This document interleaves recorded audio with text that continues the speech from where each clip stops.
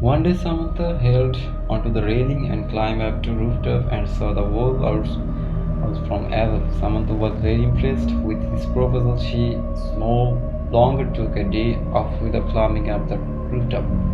Watching the two girls escape like that, Gita felt very good. She had been watching from the balcony for a long time. It had been so long since she had felt like taking a deep breath herself. For some unknown reason, Robert, despite his village and his country, he didn't even come himself, let alone allow Gita to visit. The last time he came to the country was when his mother died. His father and brother disowned him for marrying a foreigner.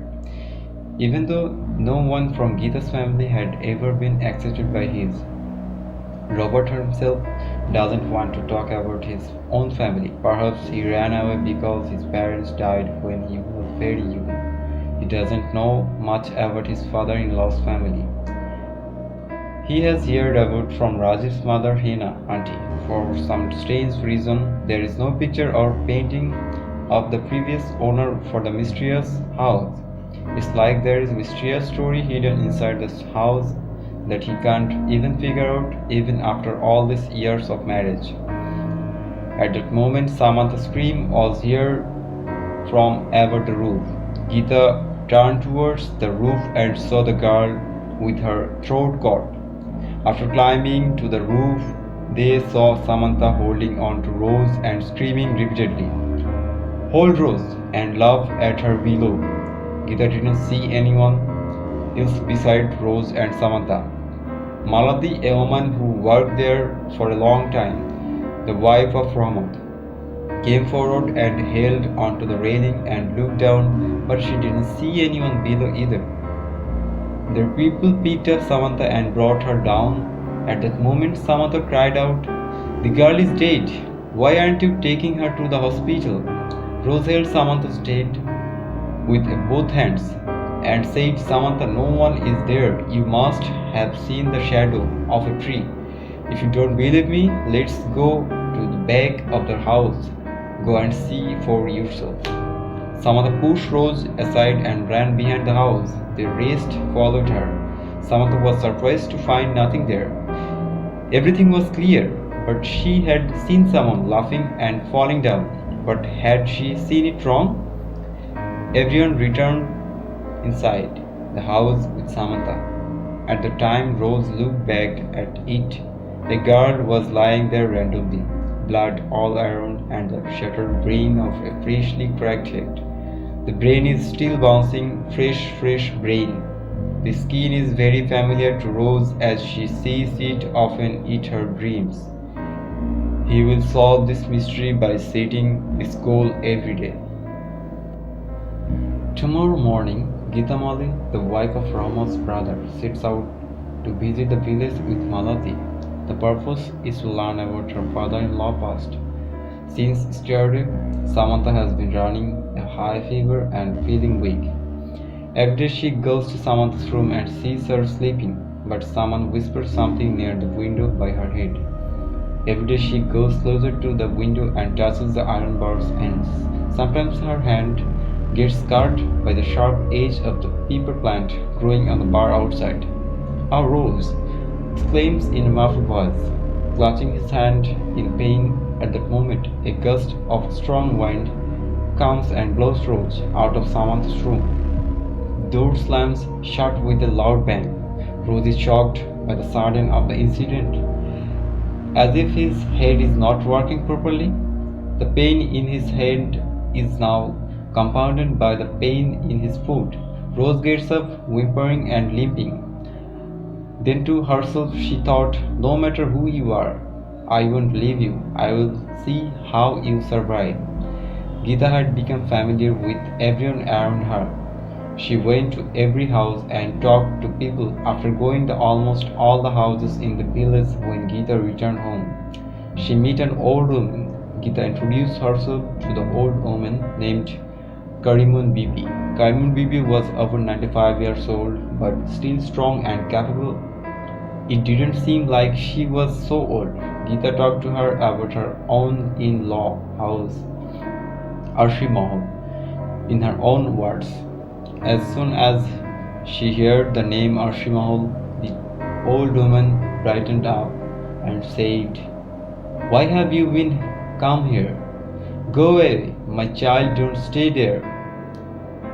There is a shadow of misfortune in that house. No one survives there. It's cursed. Everything there is the result of sin." Gita feels like the elderly lady knows a lot about that house, so she asks Malati to go back and prepare the food while she goes to talk with the elderly woman.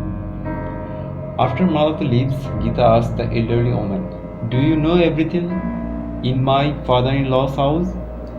Why did you say all those things about that house?"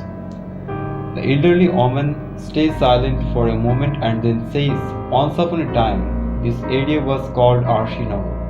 I heard the story of this house from my grandparents."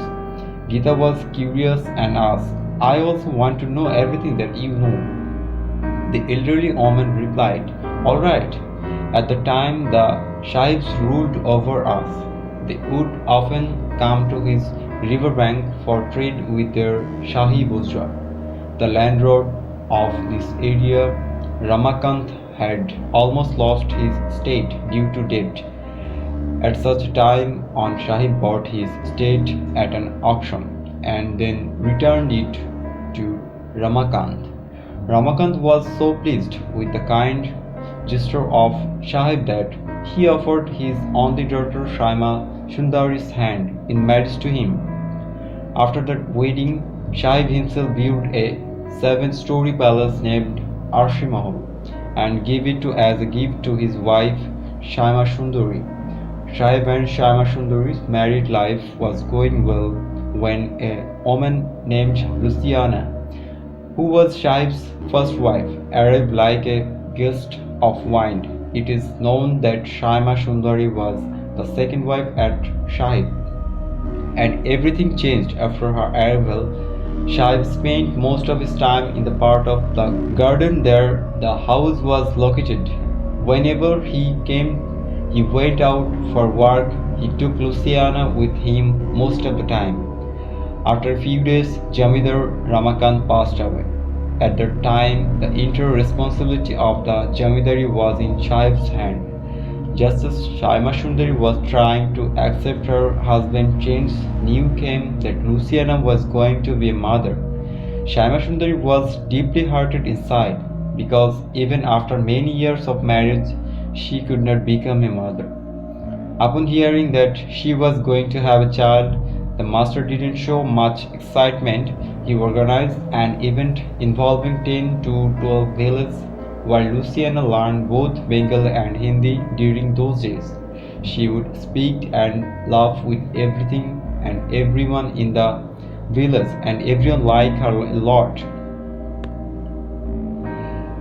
As the head of the state, Luciana was also the supervisor of the mansion in Purudar. One day, the body of Luciana, who had been missing for 7 months, was found floating in the pond behind the house. No one knows how she died. The master was devastated for many days with grief, but eventually everything returned to normal. One day, it was suddenly discovered that Shaima had become a mother.